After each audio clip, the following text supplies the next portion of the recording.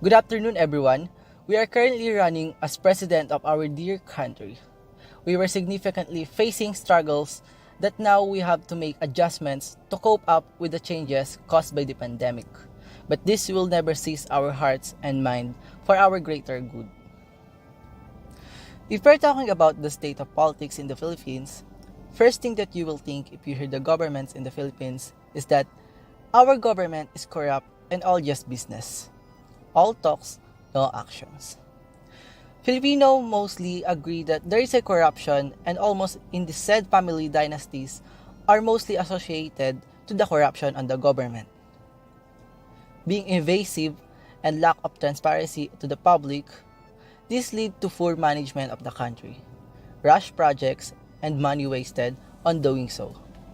For the generation, these politics dynasties have ruled politics and our government. Political experts state that the dominance of the Philippines politics by such dynasties has grown more pervasive in recent years. According to the Center for People Empowerment and Governance, a non-profit organization that promotes for increased grassroots participation in politics, there are estimated 250 political families across the country with at least one in each province.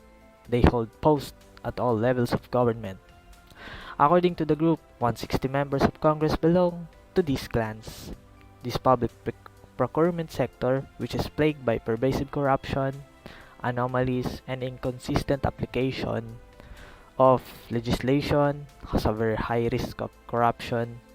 As a representative of youth, we must take action for the future state of our country.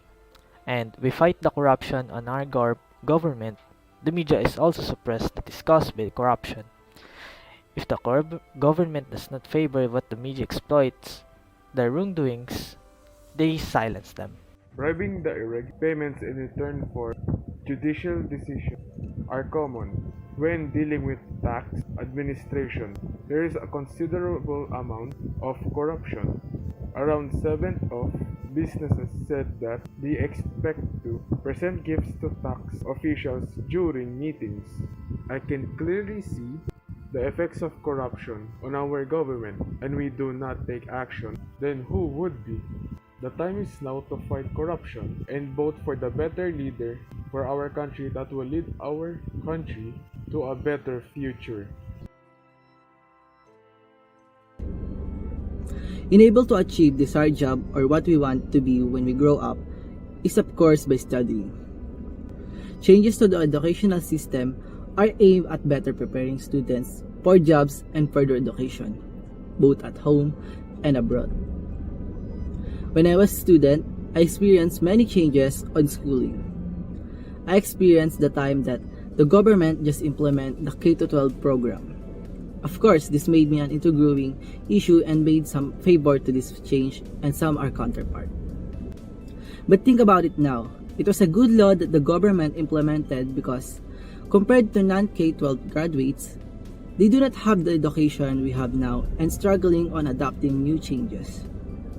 All citizens' rights must be protected and promoted by the states, supports high-quality education at all levels and conducting steps to ensure that such education is available to all. The students today can find jobs even when just in senior high graduate. In senior high school, it aims to enhance the specific skills of a student that ensures job opportunity. The K-12 is an addition in secondary school that we can call now senior high school. This addition is the grade 11 and grade 12.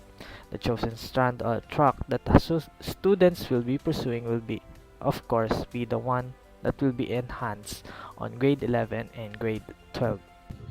This law was implemented for the upcoming senior high school students for college and to also improve the country's educational system. The government's decision to restructure the Philippines' fundamental educational through K-12 program is a difficult but strategic effort to ensure that the country generates competent graduates who can serve as a backbone of the highly trained and marketable workforce.